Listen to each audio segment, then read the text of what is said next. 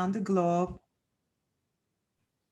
Yes, let's make sure we say continue for the recording. And we are, as I said, mainly joined by our participants from Turkey, US, and I'm sure many other places. But I'm always interested these days about our participants and where they join us from, because it has been a new era, as you know, since the pandemic and after. Maybe that's one of the positive parts of actually this unfortunate event. People did work from different locations, and currently I'm in Greenwich, Connecticut. I have been here in the last 5 years, and I will talk a little more about myself. But our participants are from Manhattan, joining from Manhattan, and from Turkey, Kuşadası.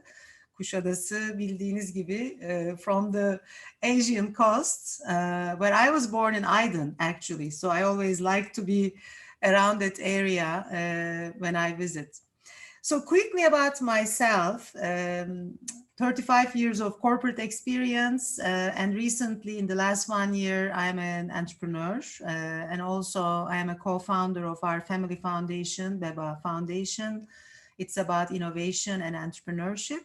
And I am a recent board member of American Turkish Society. Thank you for that opportunity. Since 2020, and I'm proud of the achievements of this organization, but also about the Young Society Leaders Program. And today we are very lucky actually to be joined by 3 of the Young Society leaders. And these webinars actually started again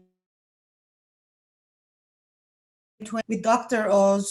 Özgür Demirtaş, Selçuk Şirin, and David Rubenstein, and I was able to join all of them, I guess. So it was really fun to hear different perspectives. And today we have the Young Society leaders. We have Hande Aksoy from the class of 2019. Hande is joining from Manhattan today. Ongun class of 2016, joining from Turkey today. And Evren Ay from the class of 2013, again, joining from Manhattan.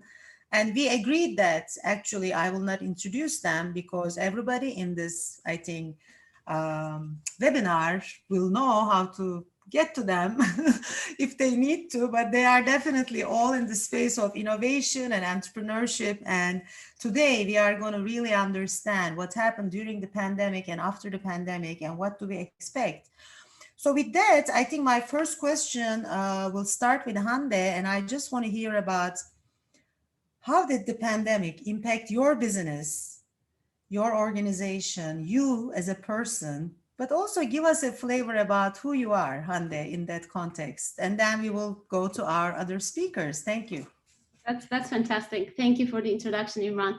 Good morning, good afternoon, good evening, everyone. I understand we have audience from Turkey. We have audience from different states in the United States, and also, I guess, few people from Europe.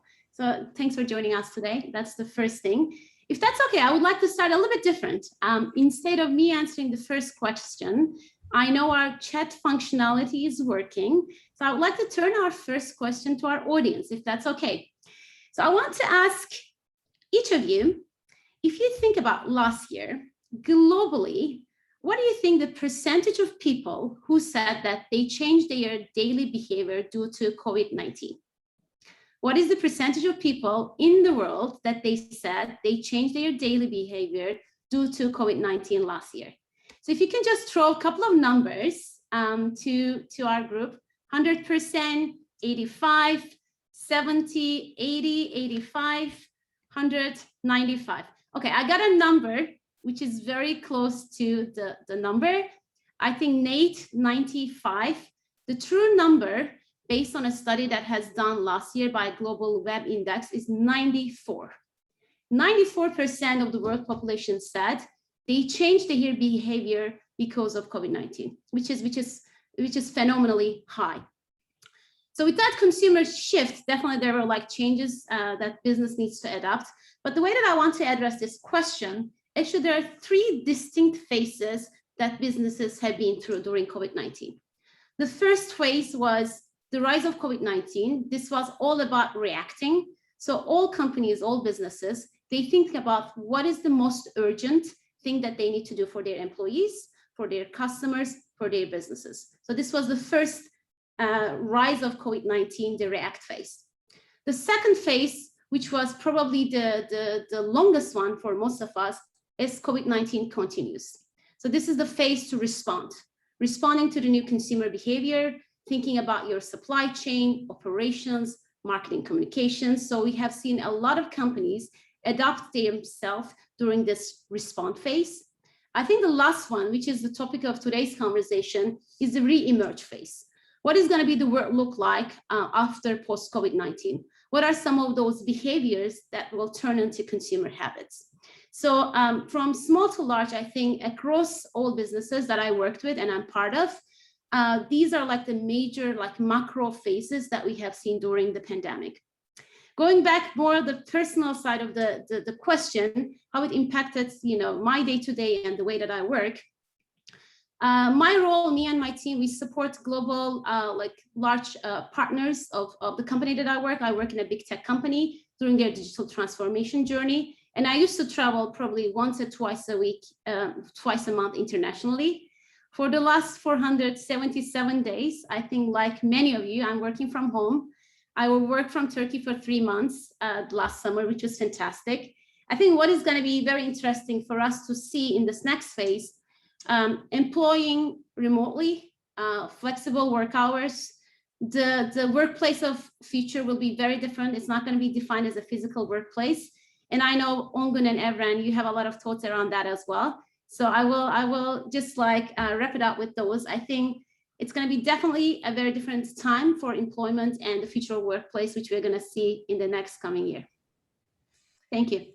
Thank you, Hande. And of course, you are with Facebook at this point, and before that, Coca-Cola Company, Unilever, and you have been a global citizen. Thank you for your perspective. And we shared actually some of the food and beverage category facts and difficulties, I believe, in the past.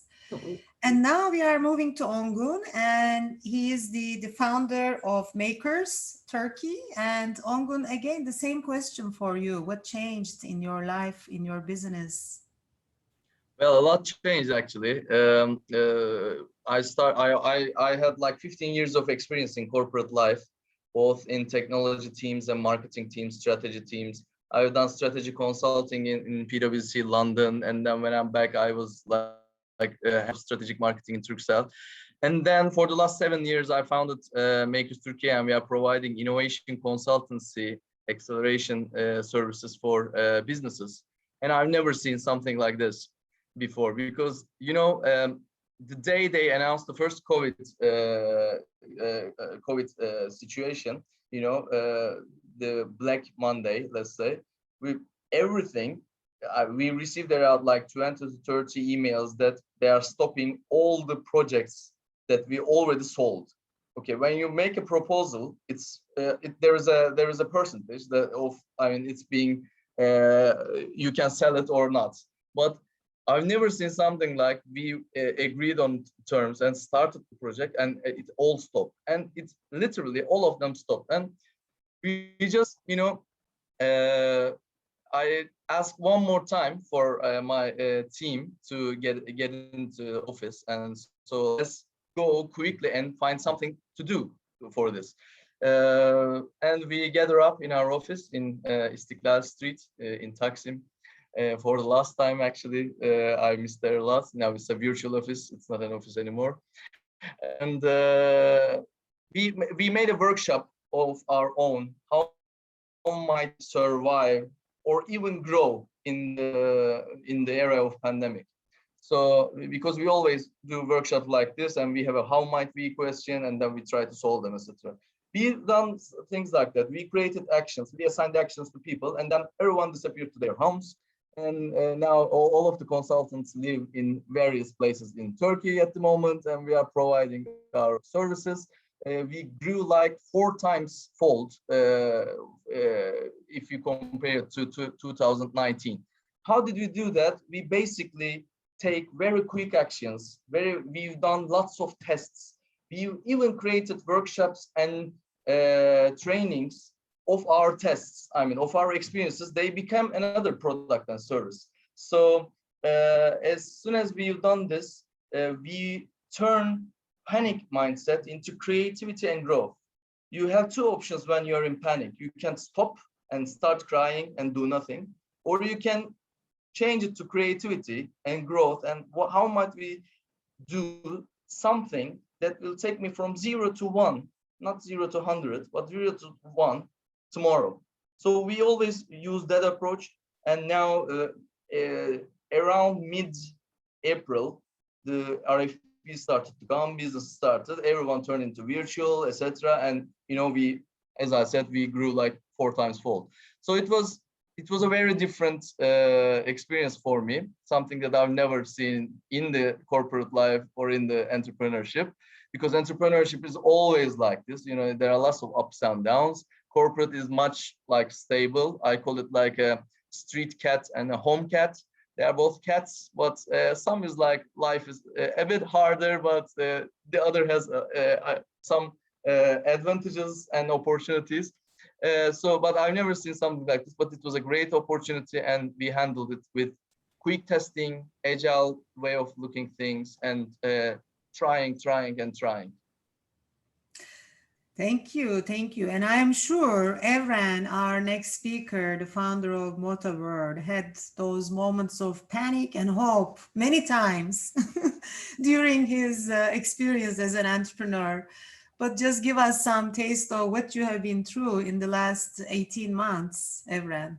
Frankly, in getting ready for this, I had not even considered talking about my experience. But now that you've asked the question and Hande and Ongun gave me enough time to think about it, I think I can answer it from a very unique perspective. So I've been in the translation industry. It's an industry many people don't really know about.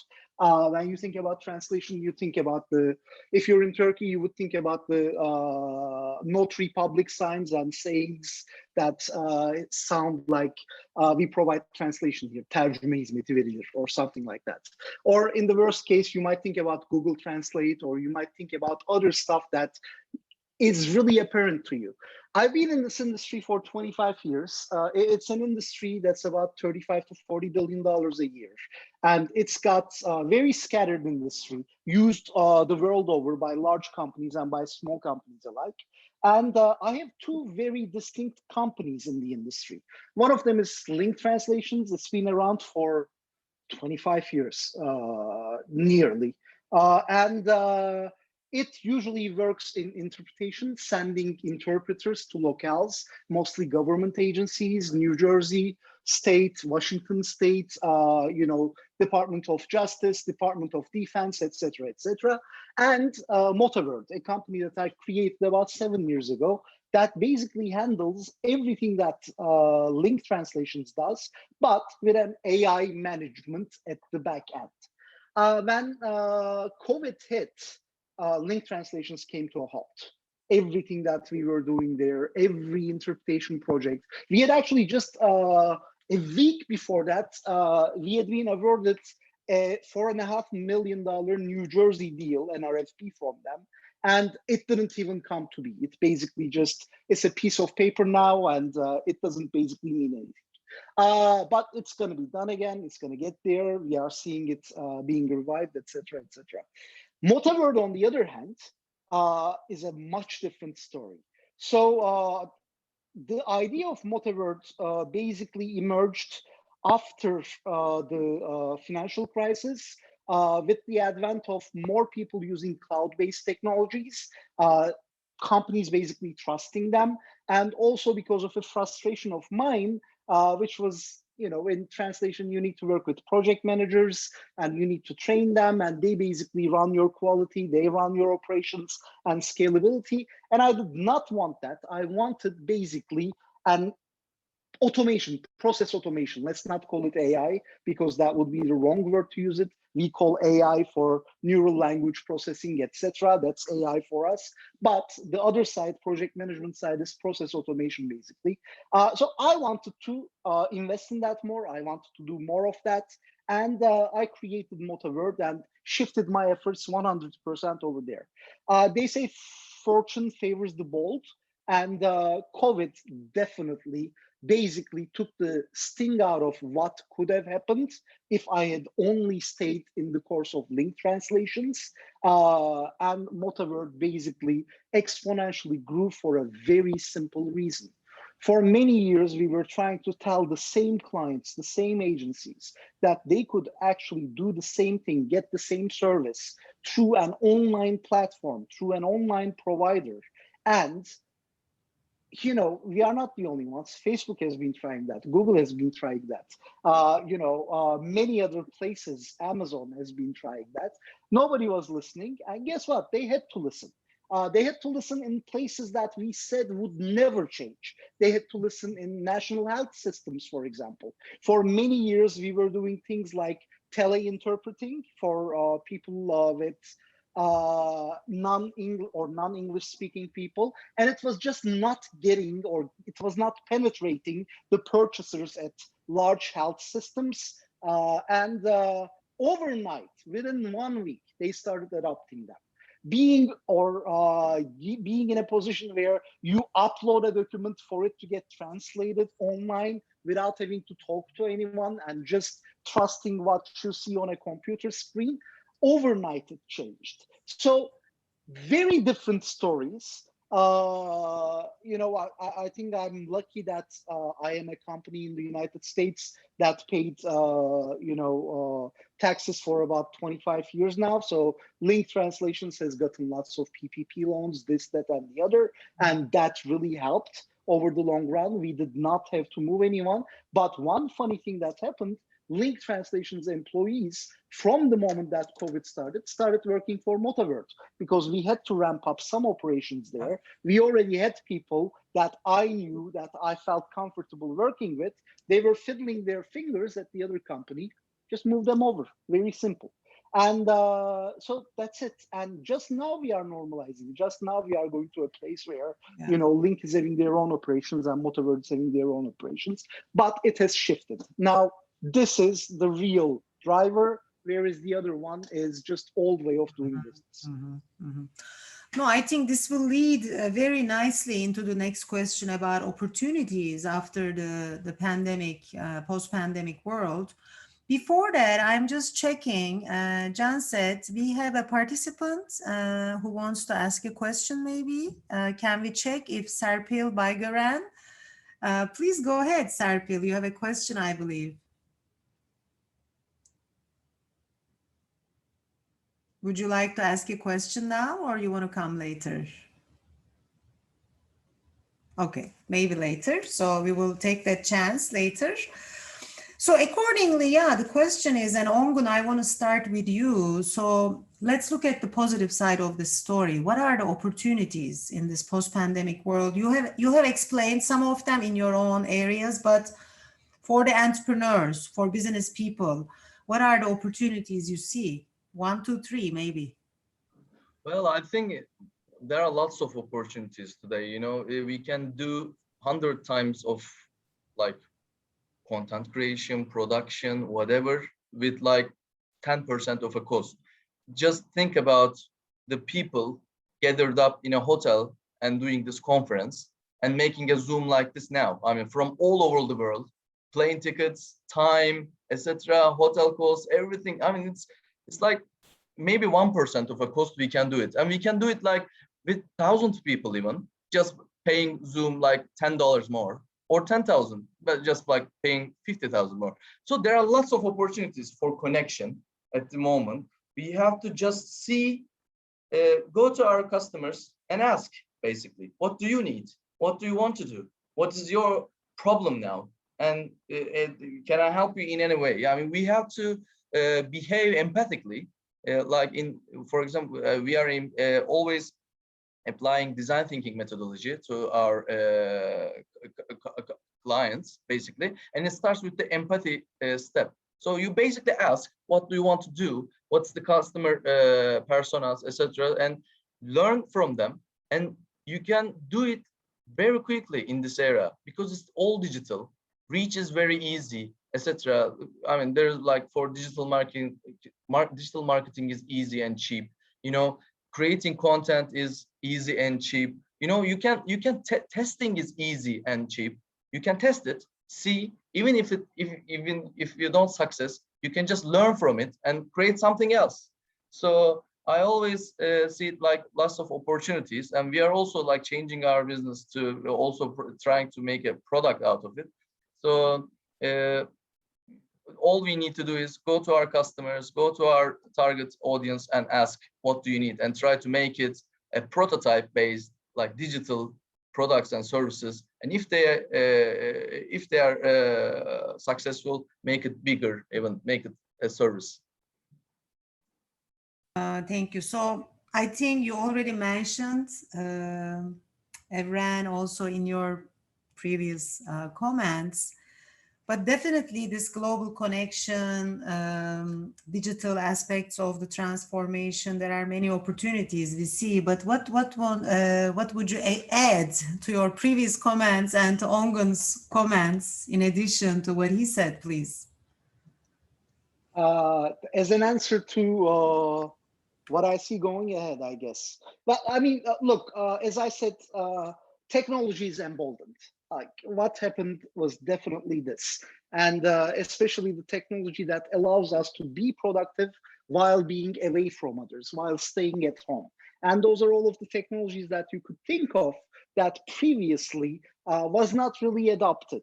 Technologies like I can even cite technologies that are really stupid, like Michelin star restaurants doing deliveries, or them being part of the food delivery systems because they had to stay alive.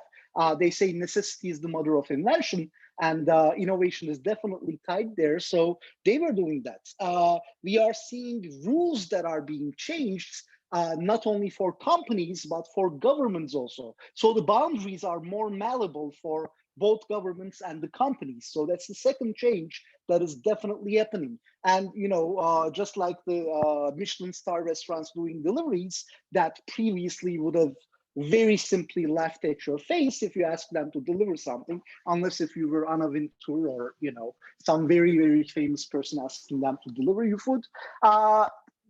Governments are also making changes. For example, drone deliveries. We are reading about it. We are basically seeing the adoption of it. And during COVID, during the lockdowns, has been, I found that I was able to do something that I had been dreaming about doing, becoming a pilot during COVID. I found the time and I basically started using online learnings. So FAA regulations normally would not allow drones to fly during evenings, or would not allow that to fly in places like very congested areas like New York, Washington, DC, etc. Those are changing within months. So much more malleable. And the third and the most important thing is people's behaviors are changing. It would be quite inconceivable to basically have people attend meetings like this, Zoom meetings. Some people would basically balk at that. They would not do it. They would not like it. While it was a norm, it was not being done. About a couple of months ago, back in April, we signed an agreement with a large national group that is the Association for Immigration Lawyers within the US. And they have this annual meeting that it's their bread and butter, the most important thing that they do. They would never, ever consider doing it in a digital format. Guess what? This year, about a month ago, they did it in digital format. And it was the best thing that could have happened to us, to Motorworld, very simply. I'll give you a simple example why it was amazing for us. And it's because of this. I have attended their meeting back in 2018. We got a stand. I went to Florida, 3,000 lawyers, lots of other professors, etc. You needed to get them to your stand. We basically had 5 or 6 people with their laptops that basically showed them how they could order translation services online, etc., etc. It was like pulling teeth. They would not spend the 2 minutes to stay at your stand, to take a look at your platform, to understand what you're offering to them, etc. In a digital meeting, guess what happens? They are in front of their computer. I do not need to cart computers there. they can basically, with the single click, connect with me on a call, and I can share my screen and show it to them. They cannot really say that they don't have the time for it. They're already there. So whereas physically, Motorworld has been able to do maybe 200, 265, if I remember, was the number, demos. In the digital realm, we did over 800 demos to people attending those meetings. We signed up about 110 new immigration law firms doing it. So behaviors have definitely changed. And again, if you are placed in the right way for taking advantage of those change in behaviors, then this is an amazing thing. But there are also downsides. There are negatives. I think many people, especially the extrovert people, they get energy out of meeting with others. They get energy out of shaking hands, talking to them, making that connection. We are losing it a little bit, but I don't think it's going to be lost for good. Tomorrow I'm going to London, for example, just to have a couple of meetings there. I'm just going to stay there for 2 days and come back. We can still do those kind of things now that things are normalizing a little bit with the vaccines, etc. But there has been, just like anything else, positives and negatives to it. I basically like to say that change is good. I like the positives of COVID. Of course, I don't mean that, I wish we had never been in this situation, but there are a lot of positive things to take away from this also. If I were to act like Pollyanna at the, end of all of this stuff. So. Thank you. Thank you. Yeah, I mean, we were all talking about digital transformation. Now we are in the middle of that transformation. And I think, as you mentioned, the empathy, the consumer centricity, understanding and connecting globally, there are so many actually positives in a way. And Hande, I would like to understand from your angle, what are the positive you see in addition to what we heard? I mean, for yourself, for your business, for entrepreneurs, what are the messages from you? Absolutely. I think I heard a lot of things from Evren and Ongun. I completely agree. The first one, absolutely, people are embracing new digital connections.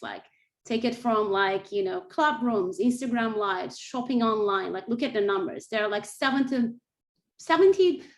more group calls that we are doing, group video calls versus before the pandemic. There are new online shoppers. So definitely people are embracing new digital connections more than ever before. And if I think about what this means for businesses, we need to meet people where they are. That is fundamentally important.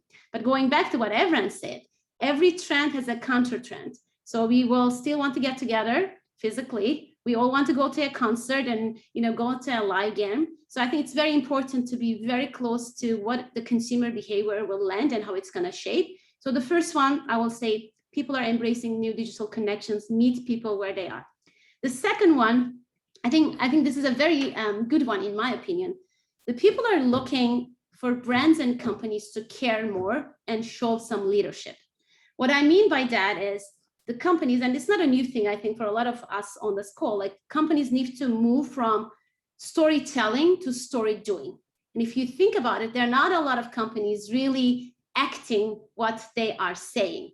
So especially when you think about Gen Z, and 41% of the world's population today is under 25, this generation is going to change the world for better. And they ask for brands to care more about the earth, care, think about their impact to the world. So I think that is one of the thing that I'm super excited about, and I see a big opportunity. The third thing that I will say, people are adjusting to this new normal while they are thinking the next normal. So the companies need to move very fast. They need to evolve very fast. I think both examples that Ongun and Evren shared from their own business, why they were successful, they act fast and they have the agility, they move fast and act on it. So those are the three things that I see as major opportunities for companies. Meet people where they are, shift from storytelling to story doing, and act fast with agility. That's what I will say. Okay, great. I also want to mention at this point the importance of the Young Society Leaders program of ATS. I think we are all proud of this program.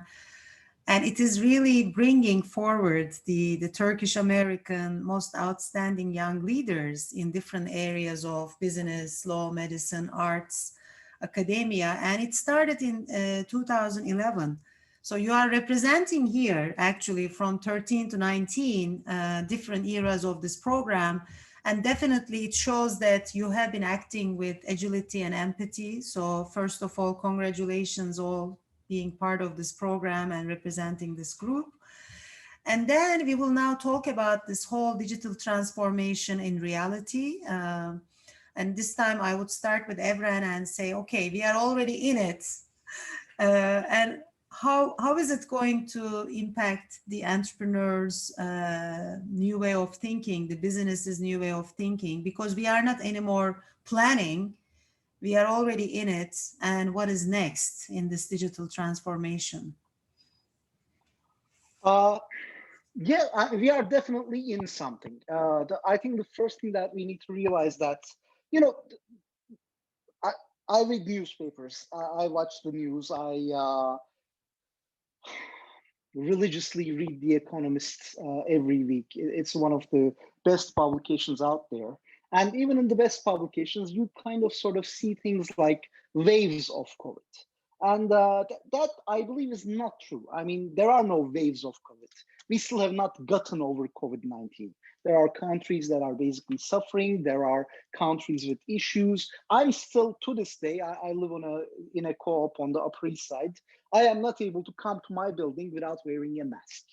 So while it is true that certain things have changed, certain things in technology have been adopted, there is still resistance and behaviors don't change that much. They change, they are definitely in a way of shifting, but they don't change that fast. So for entrepreneurs, it is important to understand how they can make people feel familiar with their offerings, yet offer them something new.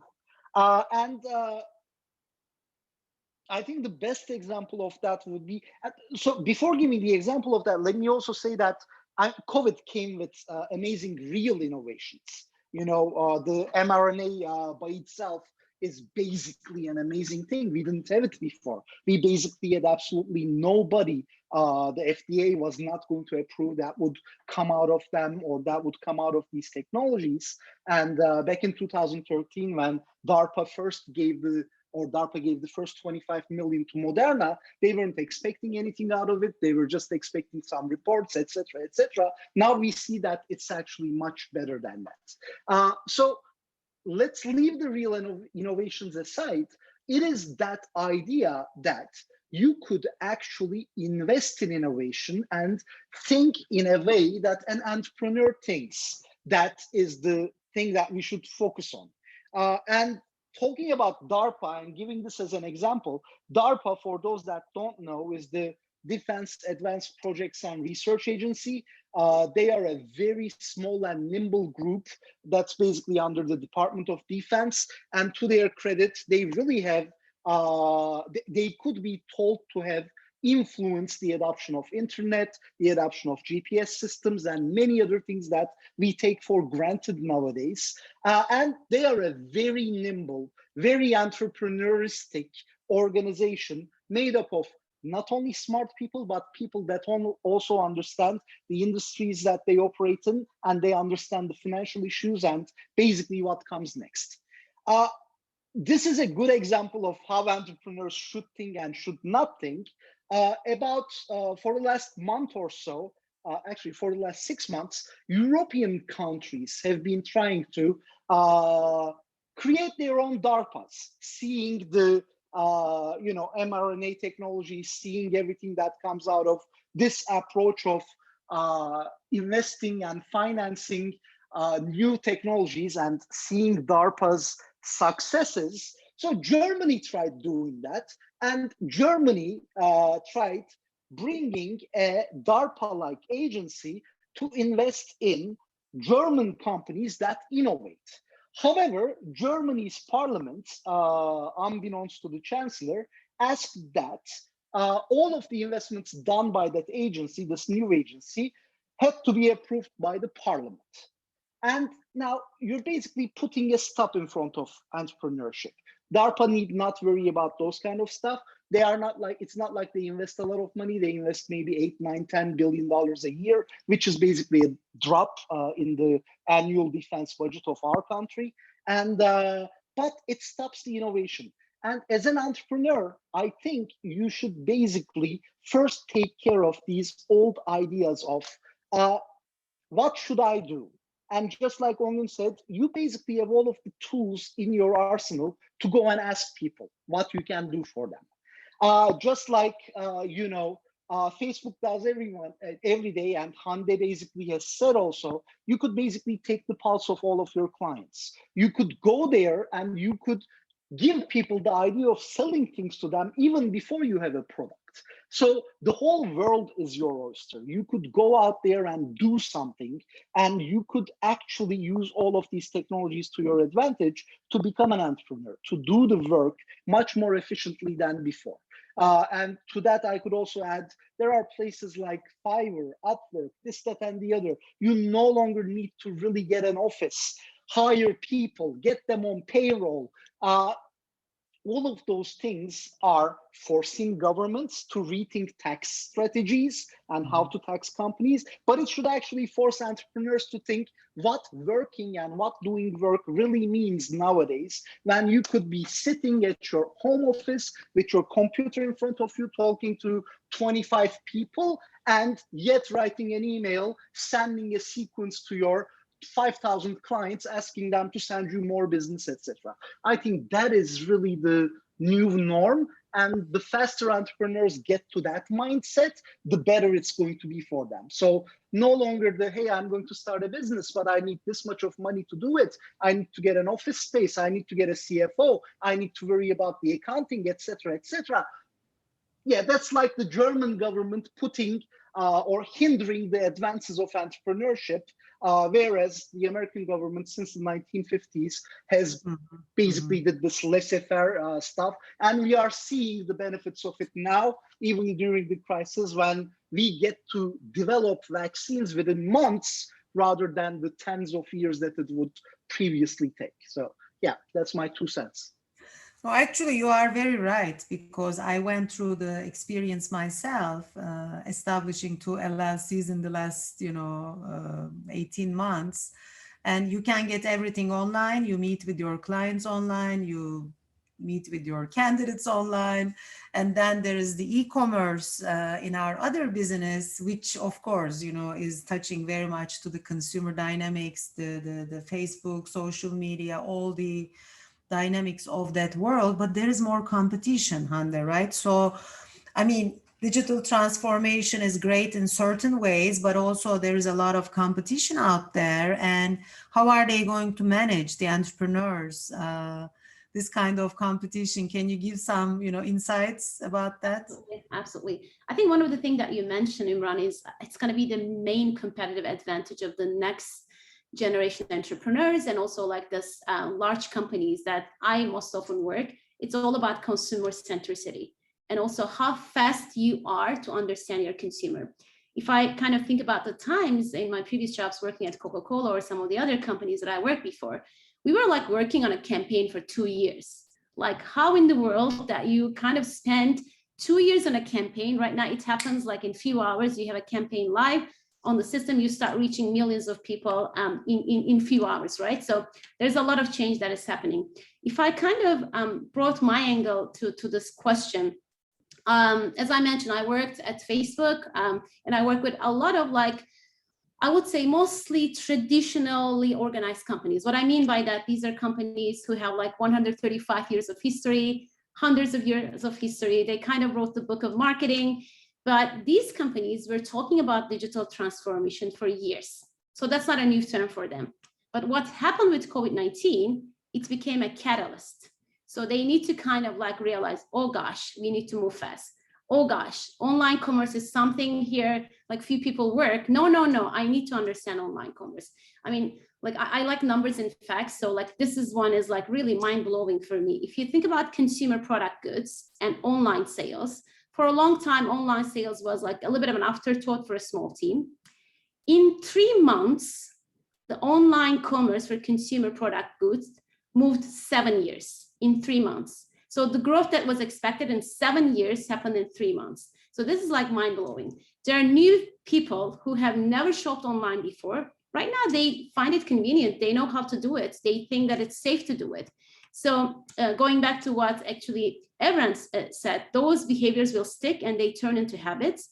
So my point is definitely this really shaked up more traditional like big companies. This was a catalyst. Consumer centricity, like really on top of the consumer pulse, will be a competitive advantage.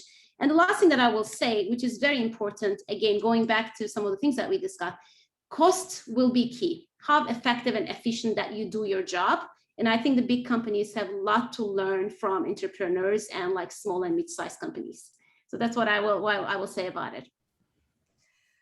Thank you. And I just remember 2001, I was in my first maternity leave at home, and I used actually Migros online sales because it was convenient, but then I gave up, after life was back to normal. And now we are in such an era that we can't even consider in the US, for example, not using Amazon for buying stuff. So it is part of our lives. And as you said, it became already part of many people's lives in different ways. Even if you go back to regular, I think, purchasing habits, it will stay in some categories for sure.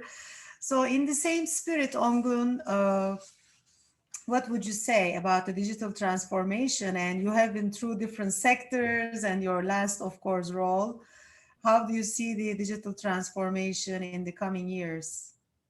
Well, digital transformation was like, people were talking about digital transformation when I was first started my work life around 2000 or so. Like 20 years ago, people were saying digital transformation. I worked in a digital transformation project in İşbank in Turkey. It was, the name was like this, and it was around like 20 years ago. So it was all like, it was a buzz, but now it happened, and it's happening much more faster because they needed to. Companies are like people. As they get bigger and their comfort zone is getting bigger and stronger, they are slow to act. So as like the companies Hande mentioned, like 135 years old, etc., like those big companies have big comfort zones, like very assured revenue streams, etc., no risks, compliant to everything, things like that. So they are very reluctant to go out of that comfort zone. But in terms of entrepreneurship, it's all about testing and making and testing and revising and doing it. It's much faster. So as again Hande mentioned, I think corporate world will learn a lot from entrepreneurs in this era as well. And I think the biggest discussion will be around workforce. I mean, Evren mentioned like future of work platforms like Fiverr, like freelance platforms, etc., testing, like as Tim Ferriss testing, etc. So those will be much more in our lives. Working hours should be discussed, rediscussed again. People don't want to go to office, actually. They just want to go to office to get socially active so that they can drink coffee or something. If you give them only 4 working hours in remote, in Zoom, and they can go and socialize with their own friends, not colleagues, actually. I mean, so the Zoom world is cruel, and it's like Zoom by Zoom and Zoom again, Zoom.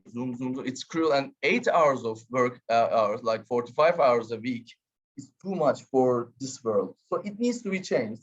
We changed it in terms of like, we decreased it to 35 hours, sometimes 30 hours in Makers Turkey, and anywhere and anytime motto. So usually if one consultant is not in a chargeable business, when you call them in like 2 p.m. or so, she can say, I'm in a hair dryer. The other one can say, I'm in a dentist, etc. Because this is life, you can't just lock them and make them a part of the machine. They will be unhappy. And they will say that, okay, I want to go to office. At least I can go to Starbucks and have a chat, okay? So I found it like, there's like when there are typewriters moving into like computers, I'm sure that all the typewriter people would object to that. Oh, how can we do it in computer? I mean, what if the electricity is gone? I didn't say my work. It wasn't happening in typewriter. Well, let's go back to typewriters, etc. So we shouldn't think. I actually lived through that personally. Really? Seriously.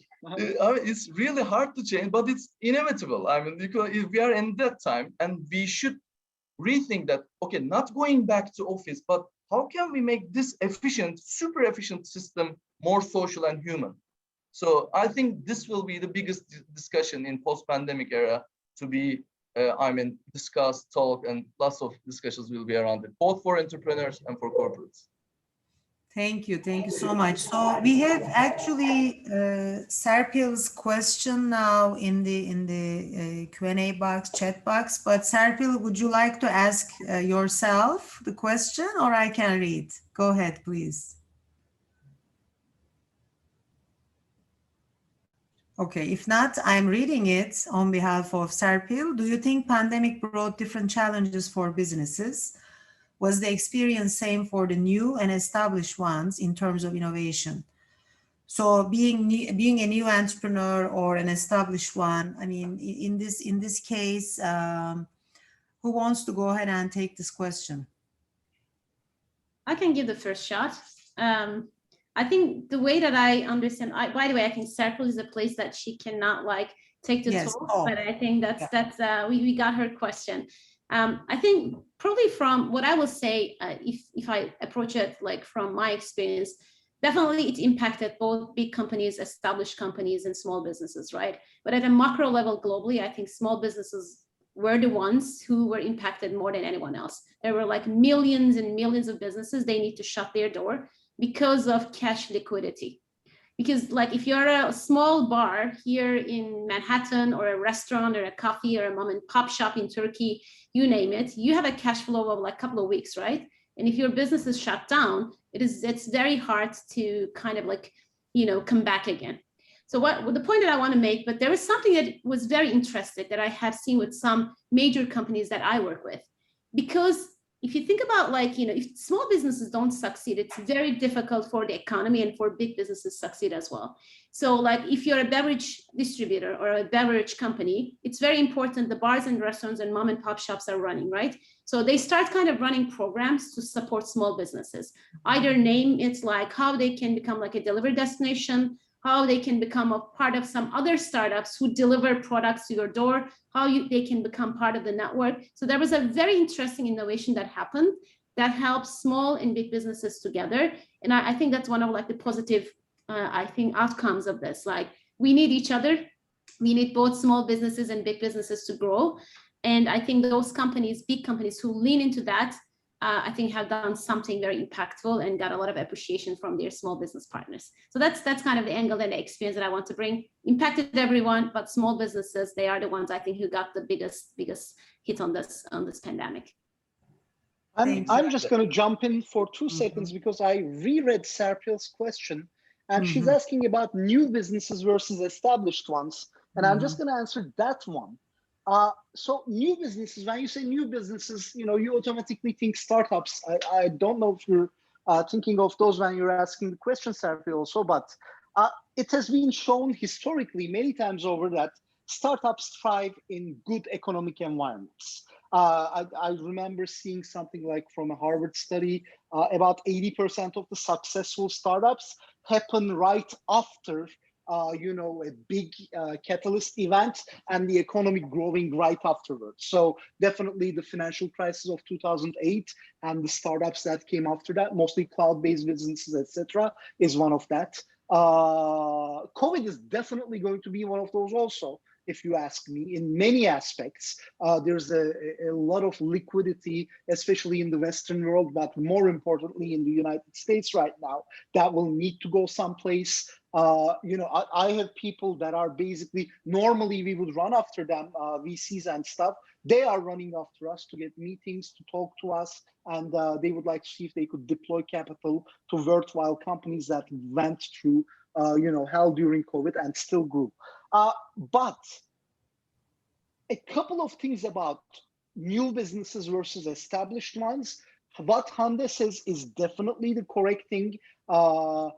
capital matters, money matters. That is basically how many breaths you have until you can get to the next client, until you can get to the next big event that's going to take your growth to the next phase. And one of the things that new companies that started during COVID probably found very, very difficult to do was A, get money, raise money from VCs. B, if they were already working, with, we had signed an agreement, I'm not going to name names, but with a very large $10 billion a year corporation. And we had done our first project for them, completed it January 2020. They owed us $420,000 from that project. I think we got paid. I don't want to. May was the time that we got paid for it. So I mean, and the stuff that happened from January, end of January, when we completed that project, we pay our translators, and we got around a 60% gross margin on those kind of projects. But so we got a hit paying our translators. We did not delay that. We were not expecting a delay on the payment. COVID hit, the lockdown hit. And of course, I cannot fault this client. They were basically trying to position themselves to understand what was going on. I mean, I could even say poor clients, it was a marketing project for them. They didn't even get to use it, very simply. And but still, it took about 6 months for them to pay us. Now, a new business that was not as well funded as my business, they couldn't have taken that hit. It would not have been possible. So money matters, especially those that ever played poker knows that capital matters. It does matter how many chips you have before you play a game. It does matter how many, it affects how many hands you can play. So I think that is by far the most important thing. But when you think about startups, good ideas matter also. But in order to get your good idea in front of a critical mass, you're still going to need the money. So it all boils down to money, very simply. And I would say that between the new and established businesses in a crisis like COVID, money is the #1 differentiator. Access to capital is the #1 differentiator. Everything else is really very secondary to that. Thank you. So we are into the next and the last, basically 8 minutes. So I will ask my last question and start with Ongun. Just tell us one action you recommend in the new reality to the entrepreneurs and business people for success and happiness. I want to add that we don't want success without happiness. Let's put it together. Okay. Exactly. I mean, we should. I mean, being successful must be defined by happiness as well, in my opinion. So, well, what can I say? Testing and making, basically, it's all we do. We always like Tim Ferriss says, you don't need a product to sell a product. So you should keep testing, keep adopting, keep being flexible to this new world. Skype was around for the last 20 years, but this pandemic Zoom was the leader because of the UI of Zoom, because of their flexibility, because of their, approach. So there are lots of opportunities that are seen as challenges. So we should gather those ones and act quickly. And I think that's only the exit points for entrepreneurs and both businesses. Thank you. Hande, what would you say? What would you recommend? I mean, the first thing that I will say that it feels like there are a lot of Tim Ferriss fans on this call. For those of you who don't know Tim Ferriss, definitely check him out. I'm one of his fans as well. And I realize, Ongun, you are too. I'm going to say a couple of things. Start with people. Meet people where they are. We talk a lot about consumer centers here. The second thing I will say, act with agility, move fast, evolve to the new norm. The third thing that I will say, lead with action. Shift from storytelling to story doing. Acting is way more important than telling. The last thing that I will say, which is I think the most important one, I'm a relentless optimist. That is who I am. That's my personality. And I am a true believer of Gen Z. Gen Z will change this world for better. If we have any Gen Zs on the calls, I'm cheering for all of them. So I think I'm very optimistic, and Gen Z will check this word better. So that's what I will say. Evren? I don't think I'm Gen Z. I think I'm the one before Gen X, maybe. I'm not really sure.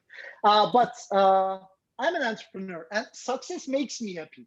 I think I'm going to say that. And that the mindset is different. I do have employees, and a couple of them did have the misfortune of coming to me and talking to me about work-life balance, etc. And that just doesn't compute with me, because I don't think that way. I don't understand that. It doesn't compute. Like, it's like telling an ant about democracy. There is no connection there. So success does make me happy, and success comes with hard work. And I love the hard work. I love doing the work that I do. I love growing things. I love making products. I love selling to people. I actually, nothing makes me happier than going in front of faces that look at me in a way that's, not only judgmental, but also questioning, and making believers out of them with a product that I've created. And that gives me energy, and it makes me happy. Those that are among you that feel the same way, we are living in amazing times, seriously. Like, you can start any business that you want. You can do anything that you want. About 30 years ago when I started working, or 25 years ago when I started working, it wasn't like that. It really seriously wasn't like that.